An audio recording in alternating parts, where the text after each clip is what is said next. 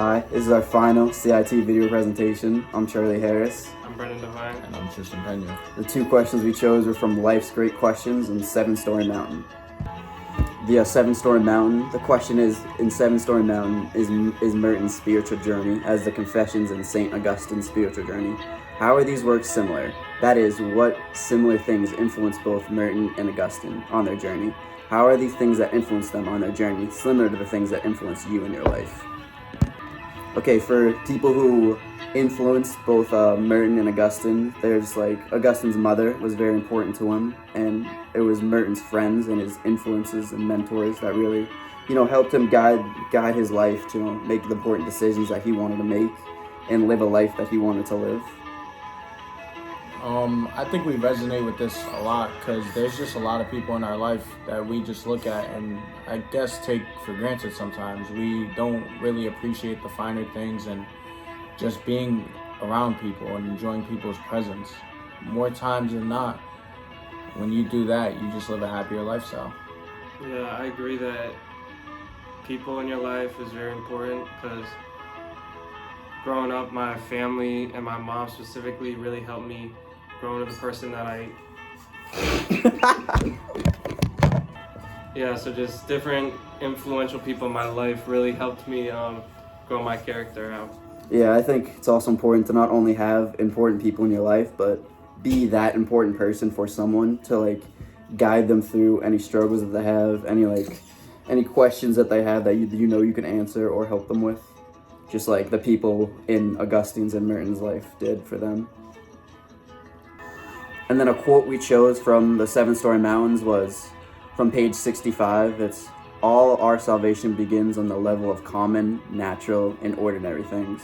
Basically what we took this quote to mean was when we're born, everyone starts as the same, we're all entering the world at the same level with the same problems, same issues, we all need the same things. And it's about how we raise each other, the people around us, how they help us grow and become the people we become today, setting us up with goals, giving us things to strive for and ways to improve ourselves and the world around us.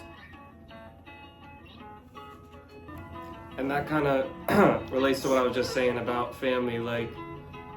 Since we all start from the same spot, some people are lucky to have great family and friends around them like I was, and I'm really grateful for that. But it's also understanding that not everyone has that, so we should be more grateful for the people in our lives.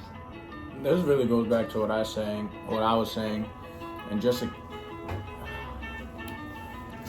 another aspect that we found interesting in Seven Story Mountain was how much he struggled with pride. And I think I take this one really, really serious because in high school, my pride and my, cockiness was very through the roof. I wasn't humble. I was that one kid that everyone hated to see, the typical, jock. And then I came here and I kind of just started being me, not being who other people wanted me to be or wanted to view me as. So I resonated with that, struggling with my own pride and trying to find myself throughout the way. Yeah, I like that story, Tristen, about how you needed to develop yourself in college. Me too. I think that's very. I liked how he had to discover himself, and that's true for a lot of people, not just in sports. In his case, it's some people think they're the smartest, some people think they know more than everyone, but once you get out of your little circle in high school and you go out to the real world in college, you realize there's people who know just as much as you. They're just as good as you at all things, and you gotta learn to not hide your pride, but not get overwhelmed by it. And we were actually talking about this in class, thinking you're better than everyone and discriminating the others that you think you're greater than and they're less than you. And so it's interesting to see how Merton and Augustine struggle with their pride in the story.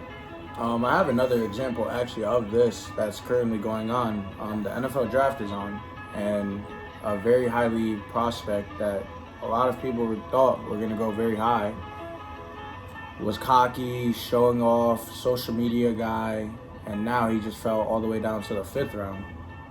And that just goes to show if you're just not humble and you don't be yourself around everyone and don't try to do too much for others and try to show off stuff that you don't have, and you'll be fine.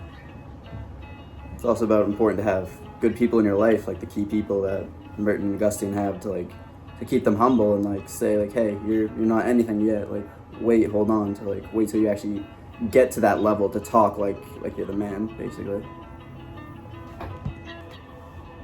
Yeah, I definitely think putting ego to the side is important. This kind of reminds me of growing up playing basketball, because they're playing for different types of teams. Like maybe on one team I used to play for, I was like the best player, and I get to take every shot every game and play the whole game. But the team wouldn't be very good playing that way. And then on another team where I'm playing with a lot of good players, I kind of have to put my ego to the side and maybe be okay with getting less playing time and taking less shots, because it's better for the team and it's going to help us win more. Yeah, I mean, I really like that story, bro, because Thanks. it goes to show where you could fit in with other teams and other people that you don't really practice with or you don't really work out with yourself. For me, for example, as far as the football aspect, until I got here, I was always the best player on my team, so the identity was almost more so ran through me. And I came here and I found out like everyone here was the best player on their teams growing up, so like everyone just needed to find their identity here and where they belong, and I think I've done just that, and I've met wonderful people throughout the journey. Yeah, speaking about like identity, it's like that's another theme of the 7 Mountains that we found, how Merton and Augustine struggled to find their identity, and that's something we're all going through, like in college, like finding out like who we are, like Tristen with the football, like it's tough to like really figure out where you belong and like who you identify as and who you identify with. So it's like it's a good reading for us, because like it's something we're going through right now. And this just goes into literally one of our points right here is role of suffering, like suffering throughout these crises of trying to find yourself and looking to see who you are as a person and who you want to surround yourself with and good people and put yourself around. Like you're gonna suffer, you're gonna have hardships, you're not gonna really be perfect right away, at least perfect in your eyes. And yeah, just to wrap up with our final points about like how we deal with that, the way we deal with it is like being with the community. Like when we're alone by ourselves, it's like we could be hard on ourselves and be like, oh, you're nothing, like you're not belonging to anybody. But like when we're with others, like they can uplift us, they can like help us with any issues we have. Like it's like, nah, you're good, man. Like come on, let's go, let's keep going. Like things like that. And that's a big theme that we wanted to end off with. The second question we chose is from Life's Great Question, or Dignity of Difference, excuse me. Oh my God. Alright, the second one we chose is Dignity of Difference, and the question is, what does Rabbi Sachs mean by search for a new way together? He proposes that if religion is the problem, then the solution must be found in religion. What solution inside of religion does he find? What does he mean by the dignity of difference? How is this relevant in today's world? Rabbi says, search for a new way together. I took this as learning to live peacefully with people who are different from us, which is a great response to the quote that he has. You look at us, you don't look like we're the three amigos, we're so close, but we are. Yeah, and the quote I found for this was on page 10, but to love the stranger, that is the challenge. And I think that basically what this quote means is it's easy to get along with people who we agree with everything they say and we're similar to them, but God wants us to love everybody. So I think it's important to understand different people's perspectives. And that's why I really like the CIT class, because there's like 20 different people who in the class who all live different lives, and you get to hear all their different perspectives on different questions. Yeah, it's like we were all strangers at the beginning of the year. Like we didn't know each other, like in CIT or like in general in college, like, and we were able to like accept the challenge of embracing them and being like, yeah, we're close now. Like we can, like this is my guy. Like we're like together now, you know. And it's weird too, because even starting from our freshman year, we lived 3 doors down. And this year we live 2 doors down from each other now. And it's like small world, very coincidental. We didn't even know each other until the year started and we had class. I think this just goes to show like anyone with a valid conversation could be friends and could accept each other as a very good, what's the word? I don't know, but you know what I mean. Yeah, it's like, And to go off the quote that we found on page 10, it's like, I have 150 kids on one team, and we all come from different aspects of life in different parts of the world. I have a teammate from Maryland, one from Florida, one from Washington, but our expectation once we get in the locker room is that I will fight for you and you're gonna fight for me and you're my brother now. Until you're here, until you leave, you are my brother. And like, that just goes to show loving a stranger, it's a challenge, but it's not impossible. yeah, and it's like once they're closer to you, they're no longer a stranger. It's like that's your teammate, like that's your friend, that's your roommate, that's whoever. It's like once you get past the initial thought of like, oh, I have no idea who this person is, I'm not gonna like interact with them. Once you get past that challenge, it's like you can open up so many doors to like build connections, build relationships, build friendships with like people you would have never thought you would ever like have this connection with. And not only build connections, Charlie, build aspects and reason with life. Like going 100%. back to 7-Story Mountain, it just shows very hardship of loving someone in general, and then to love a stranger, complete roommate, someone that you're living with that I didn't meet my roommate until I got to campus. I had no conversation with him prior, and now we've grown to love each other. Yeah, I just think that shows that it's important to have an open mind when meeting new people, because a lot of times it's easy to judge someone off their appearance or like just the first impression, but once you get to know someone, I think that is a better way to judge who they are, because you get to see their character more. And then for what solution did Rabbi Sachs found? It was basically just like treating people as like not strangers, but as like a new person to like become in your to come into your life. I don't really know if I'm describing that right, but it's like see them as like an opportunity, not as like a threat or like an enemy, you know? I like that word that you use, opportunity, because every time you meet a new person, it's an opportunity to make a new friend and have someone that, because you really never know who's gonna have like a positive impact on your life.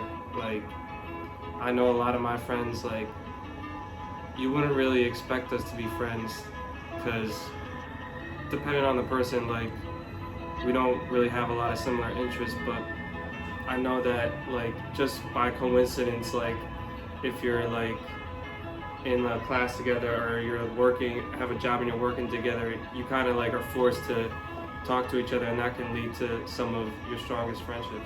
Yeah, just speaking of that, like that's like me. Like I have a summer job, but a lot of people I work with are a lot older than me. Like they're fully adults. They have kids. They have like all these responsibilities that I just don't have. But they still find ways to like see me as like a valuable person in their life and like open a connection with me, even though I'm so much younger than them, and like I can't really relate to a lot of issues or problems that they have. But they just ignore that and to like see me as someone that can, you know, maybe brighten their day or like give them an escape from those issues that they're going through.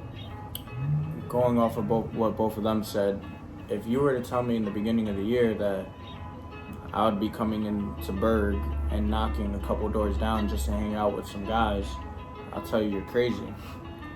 And then I met Charlie and Brendan, and now I just come over and knock and bother them.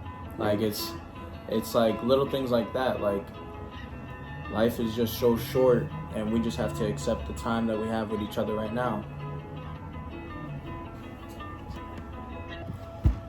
And another example of that is the CIT class, because going into the year, I think we all agree that we didn't really know what CIT was, and we didn't really have much of an expectation, but going in, it ended up being one of our favorite classes with our favorite teacher. So I definitely think that just because you're not expecting something to be great doesn't mean it's not going to be great. Yeah, I like that. I like that a lot. I think that's a good way to live life. Like not look down on things before you actually experience them or try them. And that pretty much wraps it up for us for the year.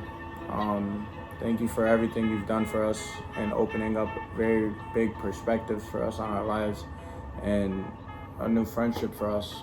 A lot of stuff that you don't really think of until you have to have a conversation about it happened in your class, and I think that went very underrated, and I wouldn't redo this with anyone else. Yeah, thanks for a great year. You really helped us see the world from like different point of views. Just hearing our other classmates talk about their lives helped me see life in a different way, and I'm sure it's the same thing with those two. So just thank you for a great year.